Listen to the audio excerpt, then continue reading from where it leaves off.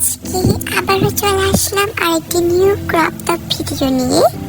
আজকে আমার বড় বোন আমাকে একটা 3 পিস থেকে ক্রপ টপ বানিয়ে দেবে। দেখতেই পাচ্ছেন, ও কিন্তু খাতায় আর্ট করে নিয়েছে। আজকে আমার ক্রপ টপটা চাইনিজ ক্রপ টপস এর মতো সেলাই করে দেবে। তো এই যে আমার বডি মাপ অনুযায়ী আমার বড় বোন এখন সেই 3 পিসের উপর মাপ নিচ্ছে এবং চক দিয়ে সেখানে দাগ দিয়ে দিয়েছে। এরপর মাঝখান বরাবর সিজারের সাহায্যে কেটে নিচ্ছে।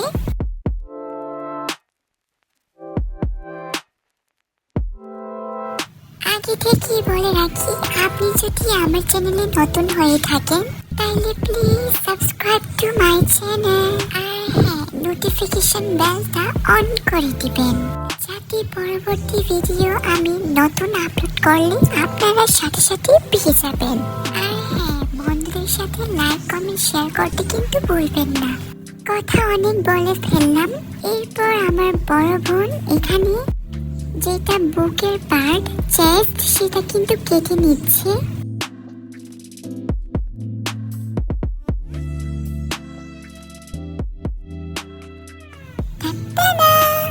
এই যে হয়ে গেল আমার চেস্ট পার্টটা।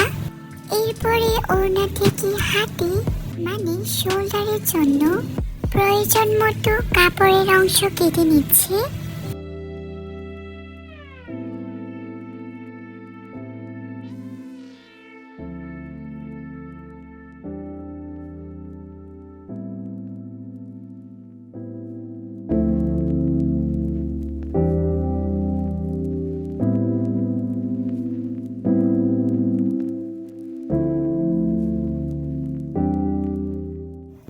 এরপর মেশিনের কাজ শুরু হয়ে গেল।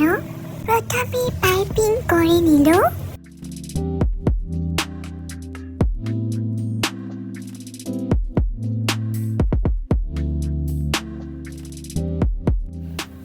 এখন শোল্ডারে অ্যাটাচের জন্য সেই কাপড়ের অংশে একটা রাবার দিয়ে কুচি কুচি করে সেলাই করে দিল, যাতে করে শোল্ডারের অংশটা একটু ফোলা দেখা যায় মতো।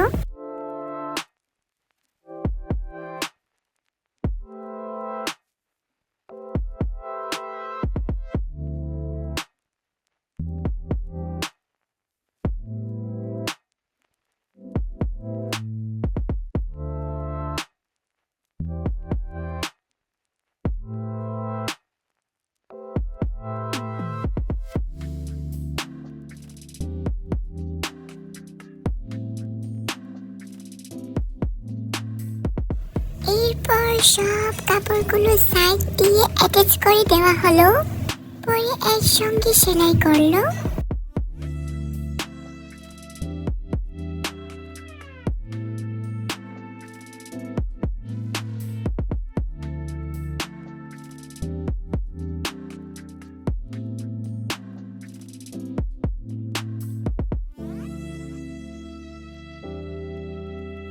এখন কোমরে একটু হালকা টাইট দেখানোর জন্য একটা রাবার অ্যাড করবে। আর হ্যাঁ, আমার বড় বোনের মুখে যেটা দেখতে পাচ্ছেন, সে এক ধরনের জিনিস লাগিয়ে রেখেছি। এটা হচ্ছে থানাখা চন্দন। গরমকালে এই থানাখা চন্দনগুলো ফেসকে অনেক কুল রাখে। এছাড়া যাদের চেহারায় ব্রণ, অতিরিক্ত তেল থাকে, দাগ, সেগুলো সব রিমুভ করতে হেল্প করে। আপনারা কেউ যদি নিতে চান তাহলে আমাদের ফেসবুক পেজ থেকে নিতে পারবে।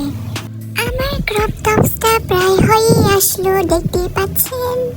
এখন শুধু ফিনিশিংটা দিয়ে দিলেই আমার ক্রপ টপসটা কমপ্লিটলি হয়ে যাবে।